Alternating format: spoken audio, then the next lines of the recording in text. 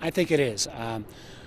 I've been a strong supporter of Second Amendment rights. I got an A rating from the NRA.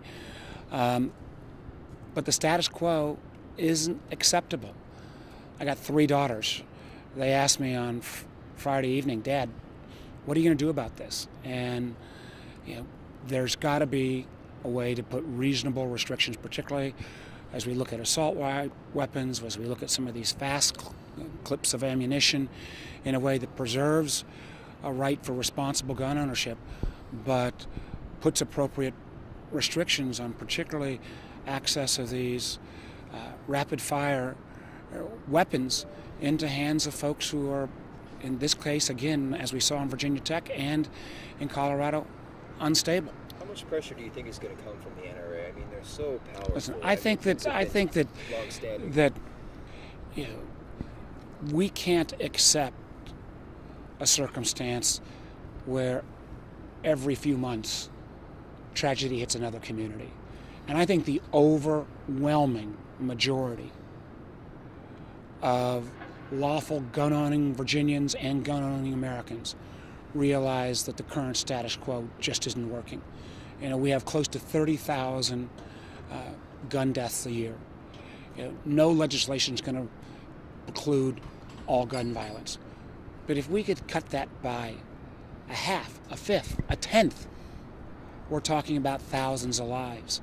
And my hope is again, somebody who's a proud supporter of the Second Amendment, that everybody who wants to have a seat at this table can be part of this discussion and debate, and that we can come up with a reasonable answer. I got to tell you, when I got to have a better answer for my daughters than I was able to give them Friday night, so I want to be part of getting to a solution. Just a couple more questions, one or two. How did you explain this to your daughters? Well, my daughters are, they're a little older. They're 18, 21, and 23.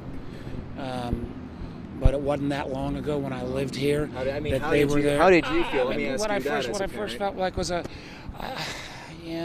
a parent, I just thought, you just felt an enormous kick in the gut. And it was almost all of these tragedies are tragedies, but when you think that these were, kindergartners, what kind of evil would allow this to take place? So, I do think this is a moment where I hope and pray that this won't just be a flashpoint and then recede into the, quagmire of legislative non-function in Washington. But I do think I think you're going to see, at least I hope, there's an awful lot of folks who, like myself, who've got a rating from the NRA that are willing to say, enough.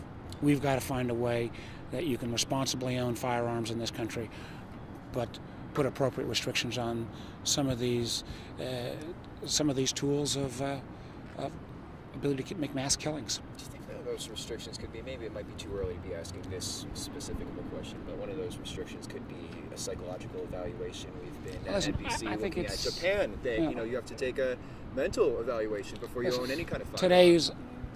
Today the first 2 funerals were being held.